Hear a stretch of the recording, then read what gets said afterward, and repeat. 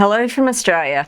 I'm really excited to be part of the conference and to be introducing a rubric I've devised to help identify harmful behaviours in cults. My name is Renee. I'm a teacher and a mental health practitioner.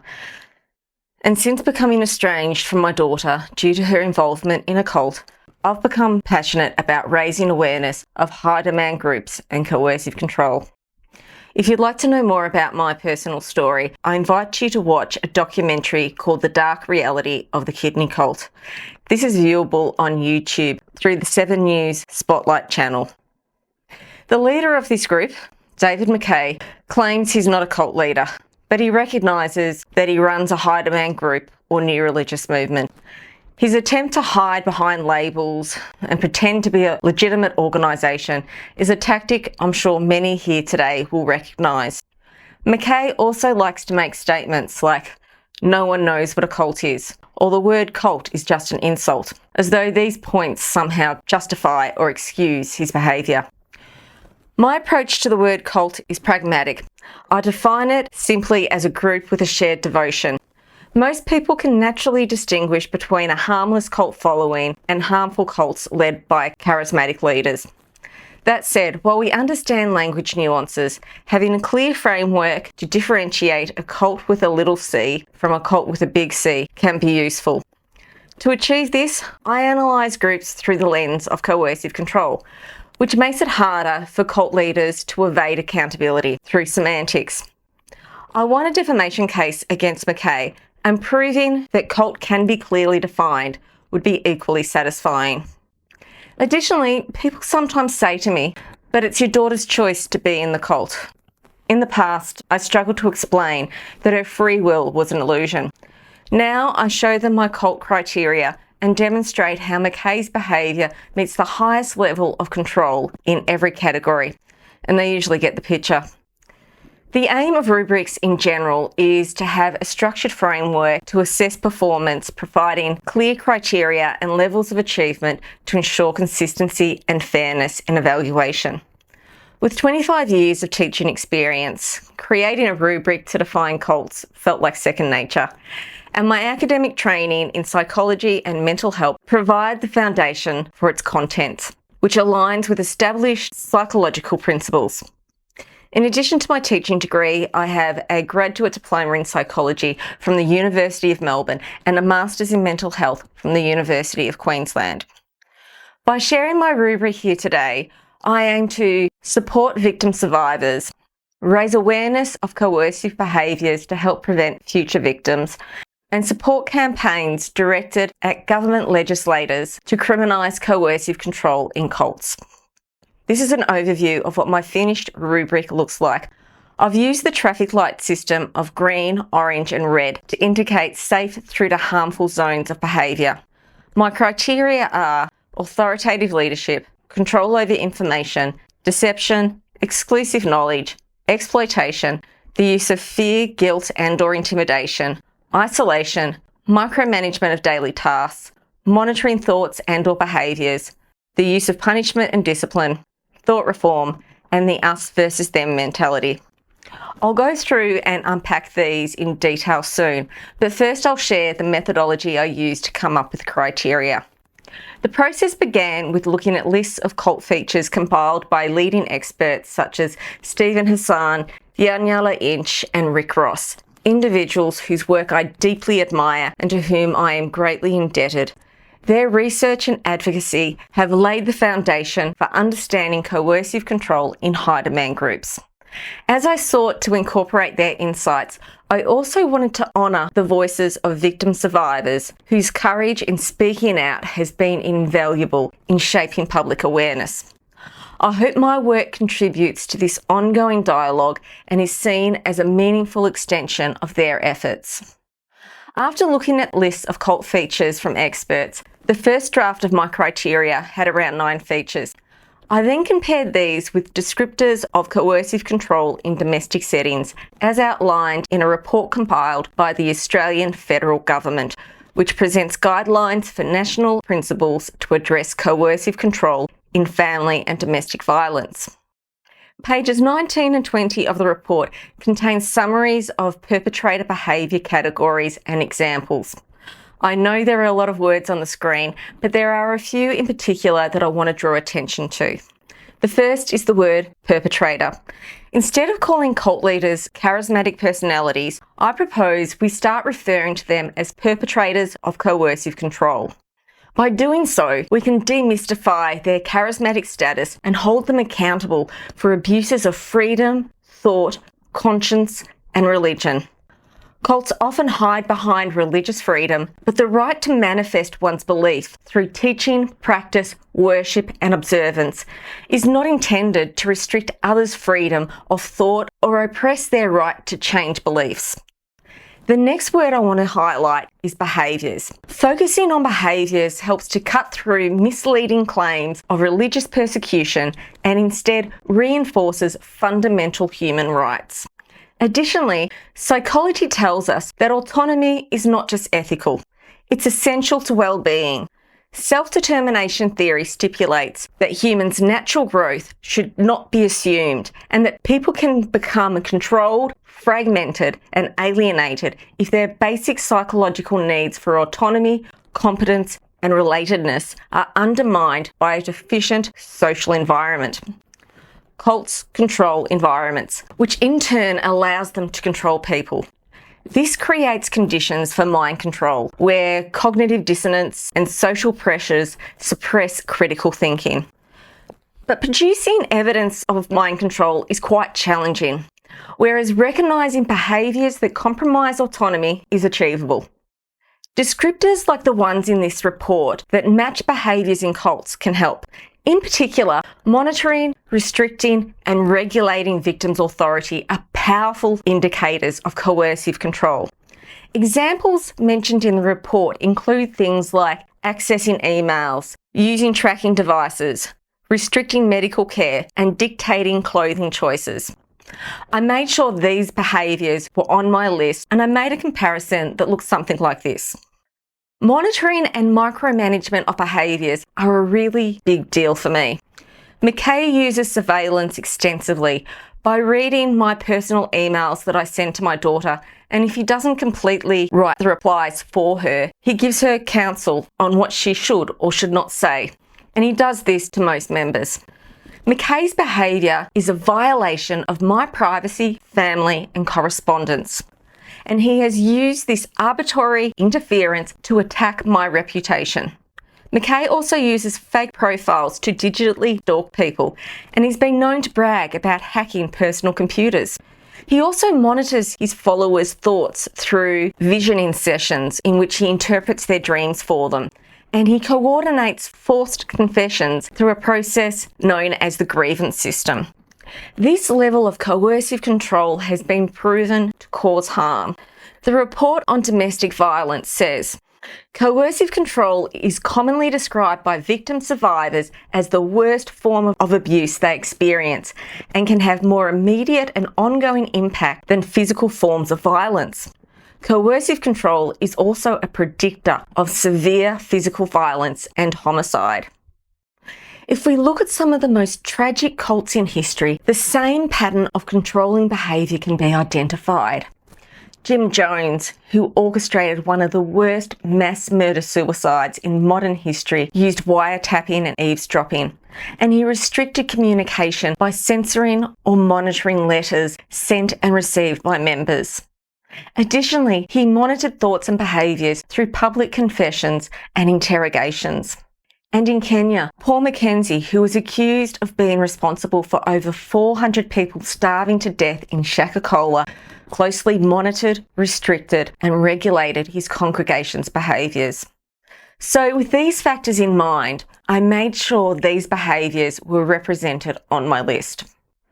Control over information, deception, and exclusive knowledge don't directly align with coercive control in domestic settings, but they do correlate with Fair Work guidelines on fraud and corruption. Employees are expected to be transparent about their organisation and job roles, and misleading recruits through false pretences or concealing name changes and legal issues can have criminal consequences, especially if it leads to financial or labour exploitation. And yet in cults, we frequently see new recruits being deceived about leadership, teachings and expectations. When names or identities are fabricated, recruits are unable to do independent research before committing, and once inside, coercive control traps them. Imagine purchasing a ticket for a Disney movie, then being shown a Dingo production. The difference being that companies can be held accountable for lying to consumers. But in cults, especially faith-based organisations, lies get excused as religious devotion. I didn't know the name of my daughter's cult until she'd been a member for 2 years, and it's my understanding that she was equally ignorant of their history when she was recruited. And I've heard reports of other groups such as Xing Shang Shan, JMS and Children of God doing similar by approaching new recruits under false names or misleading information. As the saying goes, no one deliberately joins a cult, and cult victims are not dumb. They are skillfully manipulated. So to summarise, the criteria on my rubric draws upon insights from cult experts, cult victim survivor stories, domestic violence and workplace legislations. And it is supported by basic human rights and well-being principles relating to autonomy. Once I was satisfied that my list of 12 features captured all major forms of measurable coercive control behaviours, each was scaled from 0 to 3. Descriptors in the first column on the left refer to healthy behaviours, and if a group's practice aligns with these, they get a 0 for that criteria. Further along to the right are descriptors of increasing levels of control, with 3 being indicative of the highest displays of coercion. The features are listed in alphabetical order, and it's a coincidental convenience that authoritative leadership is up the top. In healthy situations, leadership follows a democratic style in which input from others is welcomed and considered. As we move along the scale, there is less input from others and rules become more rigid. Level 2 is indicative of groups that are led by dogmatism that demand significant control, which captures groups that don't have a definite leader like QAnon. Then at level 3 are the groups with a charismatic leader who often claim divine authority that leaves no room for dissent. Every feature on the rubric has descriptors set out like this in incremental steps of control, ranging from healthy to harmful. These can be used to assess any group dynamics, whether they be faith-based, political, multi-level marketing, or anything else. The size of the group doesn't matter either, whether it's a cult of 2 or 200 million. The behaviours can still be assessed. The aim of using a system like this is to get the big picture of how a group operates. Coercive control is a sum of parts, not just one single incident, which means we need to be able to identify when enough parts are in place for personal freedoms to be violated, irrespective of exactly how those pieces come together. A few quick examples are a group may want to live in an isolated commune and adhere to what they believe to be exclusive knowledge from a divine source. But if every other feature on the rubric is low, then that's not coercive control. Alternatively, an organisation may have an oppressive leader, but so long as most of the other criteria are relatively low, then people will generally still have enough autonomy to think for themselves. Patterns like this, where some criteria may not be met, but other criteria are high, are of concern, and it's fair to say there are substantial levels of coercion which is detrimental to an individual's freedom. And then there's groups like this, which are clearly dangerous, for example, terrorist organisations. To test the effectiveness of the criteria, I ran over 100 analyses of groups based on media reports and accounts by first-hand witnesses available to me. I did come across some groups that I knew to be manipulative, but due to a lack of documentation, completing an accurate analysis was not possible. When addressing each criteria, I aim to use as much objectivity as possible, which means needing to have access to reliable supporting evidence. Another factor I had to consider was individual experiences. For example, a controversial church in Australia known as Hillsong has been in the media in regards to sexual assault claims and tax issues. People directly affected by these things would probably rate the organisation high on all criteria. However, most of its thousands of members do not experience that level of abuse, so its final score sits around the middle range. What also became apparent was that the higher the scores across the board, the more heinous abuses were reported. The Order of the Solar Temple, Lev Travor, and the Gloria Vale community being a few examples. The next part of the process was devising an overall ranking, which was done by working out percentages and scaling them.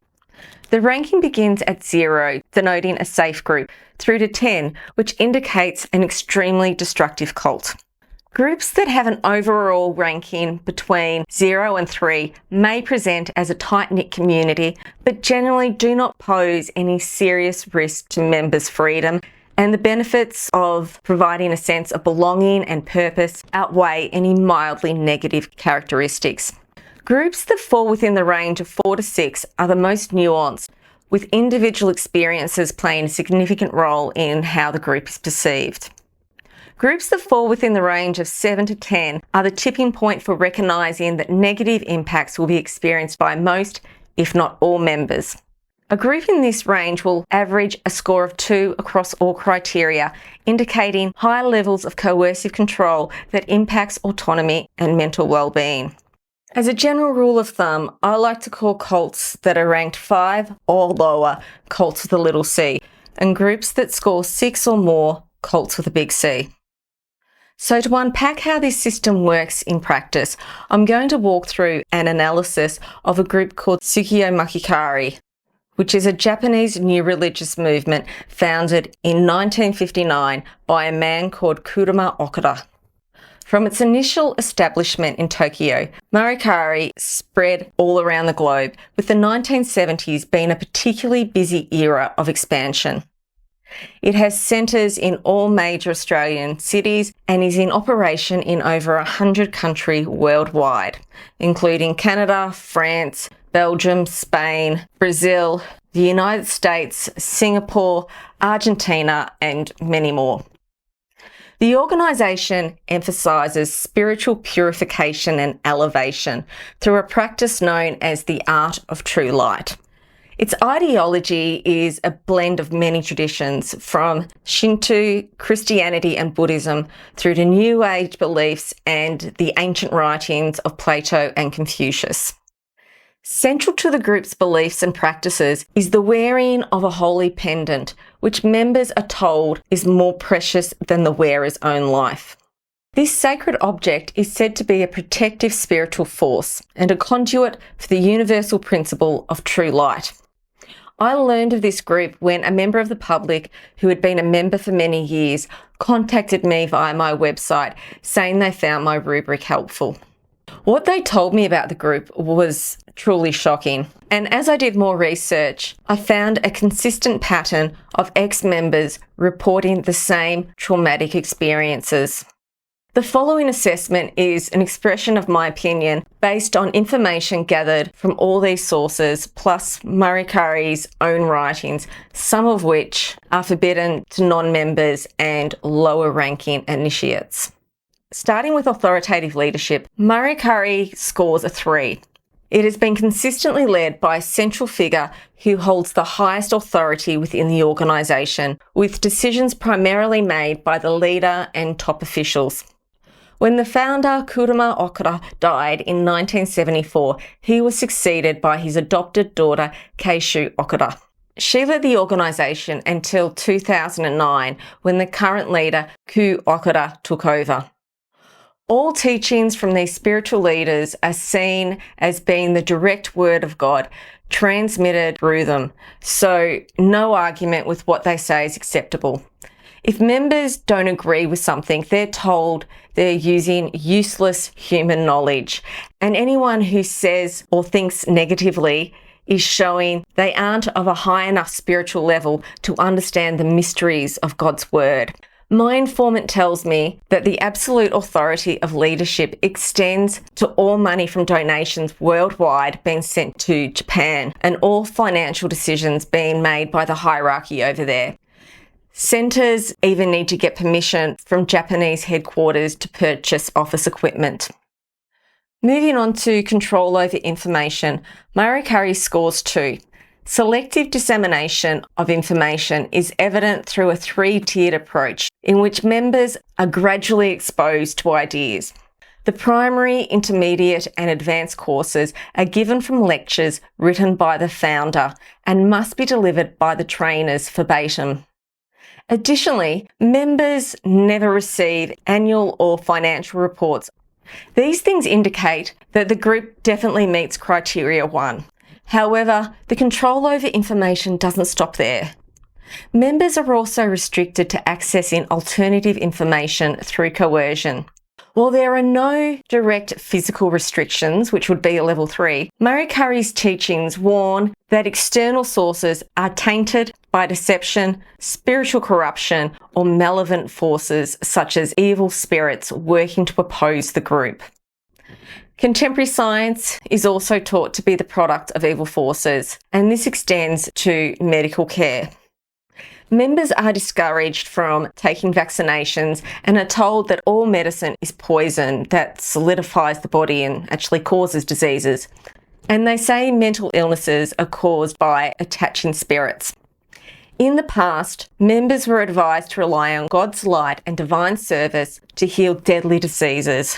But sadly, after their worsened deaths from untreated cancer, this advice was softened. For deception, the organisation scores a 2. Ideally, a group will be open and transparent, and in the early stages of indoctrination, new recruits may think that is the case, as they are love-bombed and welcomed with open arms. They are also told that all beliefs are valid, and as such, members can continue to practice their original religion alongside Marikari. However, as indoctrination progresses, there is increasing pressure to let go of alternative beliefs and accept Marikari's teachings as being the original source of all truth, with every other religion or philosophy only containing a proportion of the truth. An exception to this is made for spiritual leaders like Christian priests, who are showcased as public evidence of the group being accepting of all religions.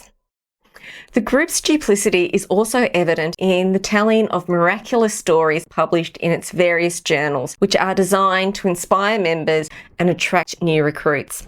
These accounts are heavily edited and facts are removed and narratives altered to conform to the cult's in-group language and cliches. Exclusive knowledge scores a 3. Marikari is not open to new ideas. And as mentioned earlier, information from the divine leader of the time is not subject to debate. Teachings from Marikari's Bible include story of God creating 5 skin colour races, all originating from Japan. Furthermore, Japan has a divine role in uniting and ruling humanity.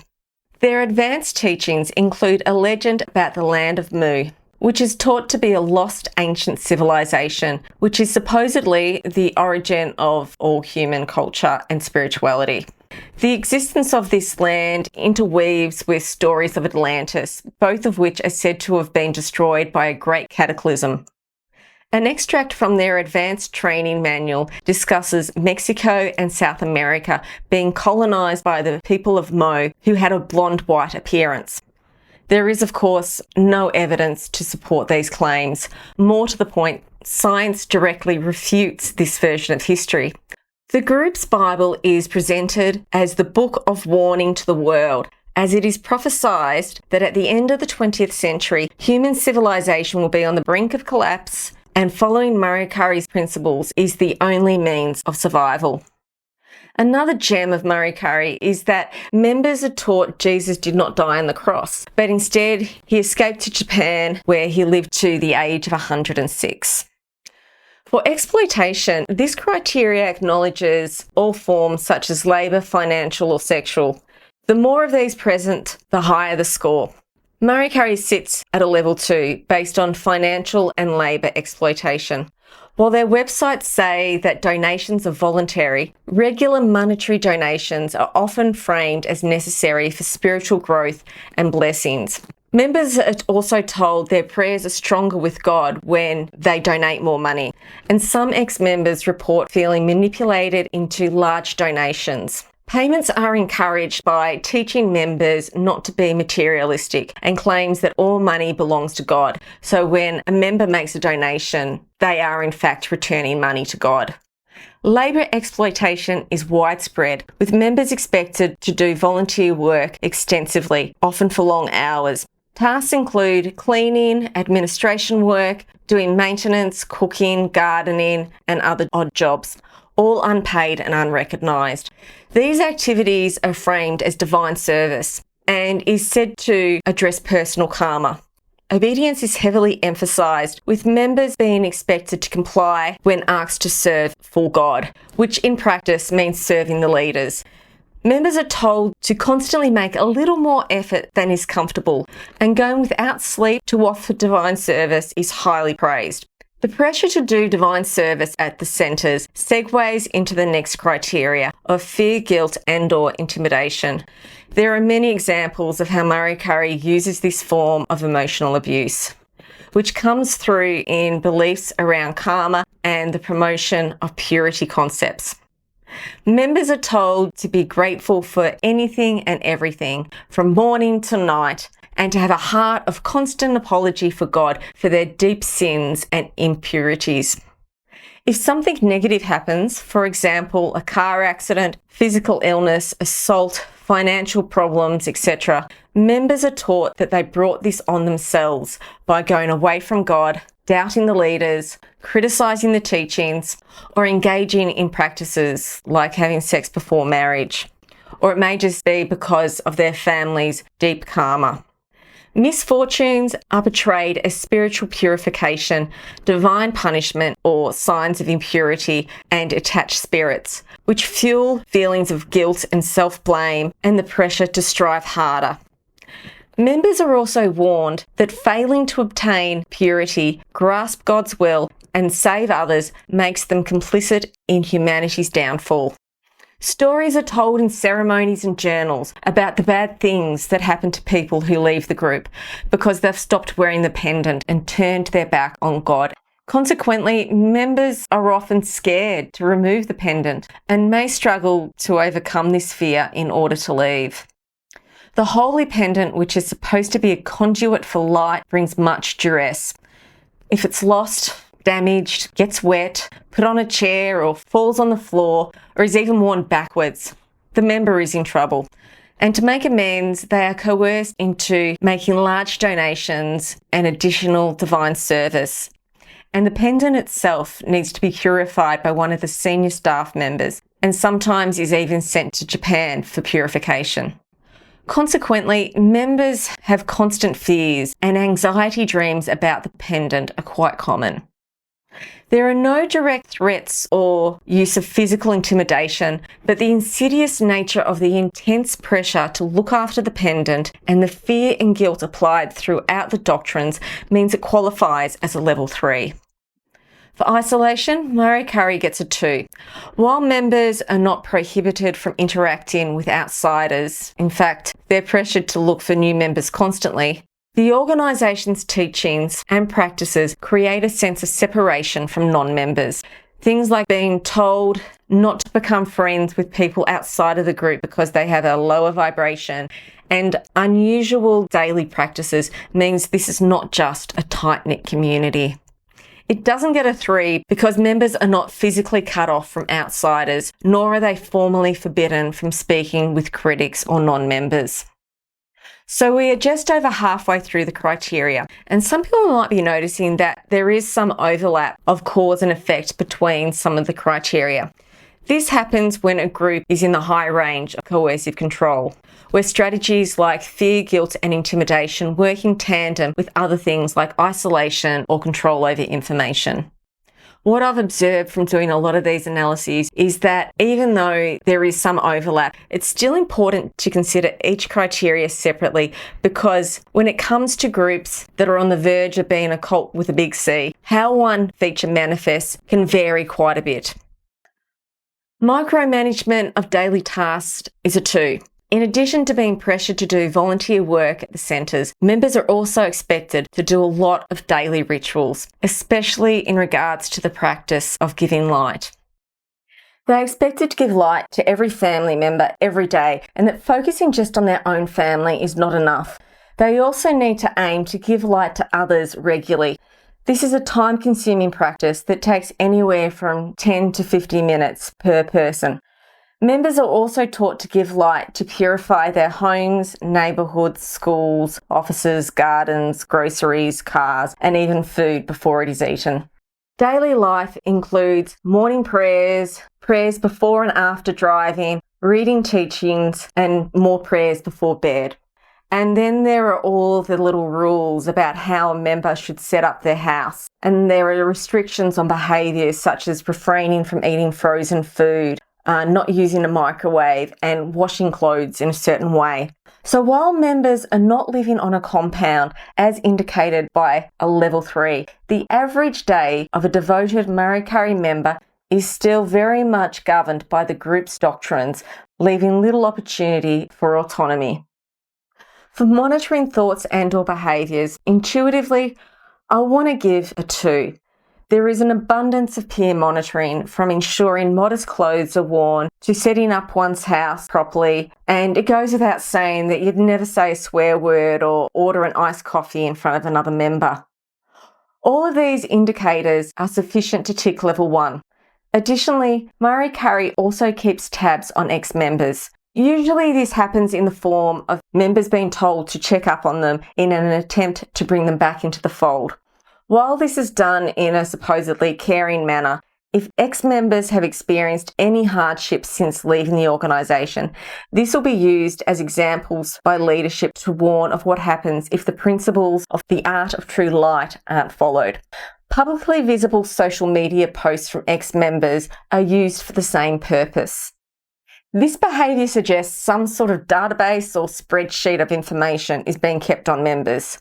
I know of many other groups who do this. However, since I don't have absolute proof, I'm a little bit hesitant to fully tick level 2, which is indicative of technology being used as a surveillance tool. So while Murray Curry's spying on ex-members is quite creepy, without confirmation that they are using fake profiles, I'm playing it safe and giving a score of 1.5. Punishment and discipline is the lowest score on the assessment, sitting at 1. Members who don't adhere to the organisation's expectations are reported to leadership, who in turn verbally reprimand those in question, which is usually followed up with instructions to do more divine service at the centres or make more donations. These measures are not nice, but they're not as severe as practices found in other groups which involve relentless berating or physical torture. Thought reform in Murray Curry scores a 3 due to the ongoing systemic indoctrination techniques used to ensure members' beliefs align with its ideology. It's not just a subtle manipulation of thoughts. The combination of divine service, regular participation in rituals, thought policing, and dictating of daily routines amounts to immense psychological pressure to enforce conformity. The first 2 rules from their primary teachings demonstrate the thought reform process very clearly. Number 1, pay attention completely to repeating like a parrot. Number 2, smile at all times. It's fair to say that teachings like these are designed to completely suppress individual thoughts and reprogram them according to Murray Curry's design. The final criteria of the us versus them mentality is a 3. To the outside world, they present as being open, happy, and accepting to everyone. However, their doctrines, which are revealed to members over time, demonstrates a persuasive belief in superiority, with one of the ultimate goals of all the purification processes being to encourage members to become tambito, which literally translates to seed people, who are described as being children of God that will survive a future apocalyptic event. A major theme in Mariah Carey is the battle between a righteous God and evil gods. This struggle extends into members' daily lives, where they are consistently reminded of the influence of attaching spirits and invisible battles all around them. They are taught that they have a unique ability to help with this battle by giving light. Members are taught to believe they have been given a chance at salvation, while those who refuse to join are seen as unenlightened and under the control of evil spirits that oppose God and the group. So that wraps up the overall assessment of Mariah Carey according to the 12 features on my rubric. There are a lot more details about the group that support how these assessments were formed, but unfortunately I don't have time to go through all of these. If you'd like to know more, I encourage you to visit my website where I have a summary of the assessment and links to testimonies from ex-members. Mariah Carey's total score is 27.5 out of 36. If we apply a basic equation of dividing 27.5 by 36 and then multiplying it by 10, we have a score of 7.64, which rounds up to an 8, which I have labelled as a likely destructive cult. I think this is a good ballpoint for the group. Some members may experience less coercive control and rank their experiences at a 6 or a 7, or some might rank it higher, and the members who die of untreated medical conditions could fit the level 10. With an overall ranking of level 8, it's fair to say that the group's practices significantly undermine members' autonomy and jeopardise their freedom of independent conscience.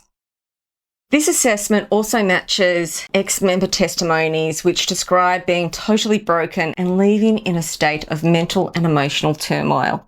Anxieties, depression, post-traumatic stress being common. And it's not difficult to see why.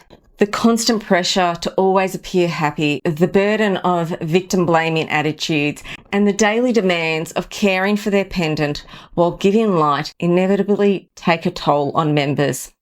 Ex-members who break free from this persuasive indoctrination often require years of therapy to recover. So at this point, I also want to stress that this rubric is about assessing behaviours of a group, and it is in no way intended to be a tool used to judge the level of trauma that any individual may experience.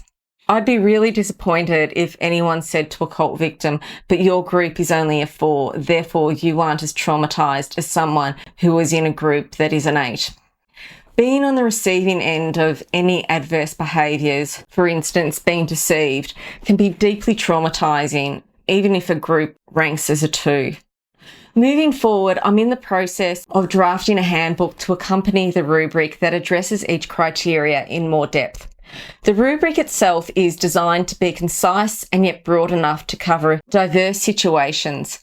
However, additional details and examples of how to interpret the criteria can aid clarity and consistency. In order to strengthen and refine my criteria further, I'm aspiring to gather more stories from victim survivors and make connections with universities who are interested in supporting future research. If you'd like to be involved, my contact details are on the website recoverfromcoercivecontrol.com. Until legal protections are established, raising awareness of cults and coercive control is critical to safeguarding future victims. I hope the criteria I've defined offers a clear and accessible framework to help individuals critically evaluate their situations, support intervention efforts, and most importantly, foster discussions about cults and coercive control in both legal and social contexts. My daughter is in a group that scores 36 out of 36. I really wish I could have had the opportunity to talk to her about these issues before the nightmare with McKay began. But if my work can help prevent others from going through the same ordeal, then that will be something. I believe in the power of education. When we understand the warning signs of coercive control and know how to recognise them, we can set healthy boundaries that protect our autonomy and feel empowered to walk away when coercion goes too far. Thank you again for the opportunity to give this presentation. Goodbye from Down Under.